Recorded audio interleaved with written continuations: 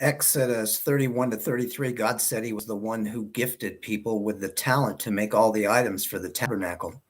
He has gifted us as well for the purpose of using those gifts to bring glory to his name. God instructed the Israelites to observe the Sabbath as a day of rest, and this is a good principle for us as well. We may worship God on any day, and in fact should worship him in our fellowship with him every day. But the principle for resting is a good one. Ultimately, we rest in Jesus Christ, and he is our Sabbath. We can rest in Christ 24 hours a day, 7 days a week. God gave the 2 stone tablets to Moses here. The people got impatient waiting for Moses to return. They were weary of a God without a face and convinced Aaron to fashion a golden calf. They were unhappy with how God was being God and created their own image of God. We see people doing this in our society today, fashioning their own God, a God that approves of their sinful, selfish ways, a God who does not hold them accountable for how they live, a God who doesn't care if they do things their own way. This God doesn't really exist. This God is an expression of the world, the devil, and the flesh.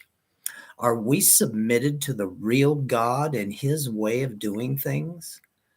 This leader gave in to the whims of the people rather than remaining obedient to God. Some think sexual frenzy accompanied their celebration, which may have been influenced by their experience in Egypt. God was ready to destroy them, but Moses, a type of Christ, interceded on their behalf, and God relented. When Moses arrived and saw this for himself, he threw the tablets down, breaking them. The law had been broken. The sons of Levi gathered together with Moses, and about 3,000 men fell that day. Those who persisted, possibly. God told Moses he would not go with the obstinate people as they continued to the promised land for fear he might destroy them. Moses, who had spent intimate time with the Lord, said he wasn't going anywhere without him. This is a wonderful picture of what is really important. It's not about where we are going, what we are accomplishing, or what our agenda is. It's about the relationship and fellowship with God, with Christ.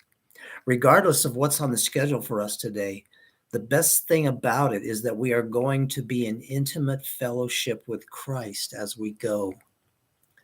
Matthew 22, 1 through 22, Jesus told the parable of the wedding feast.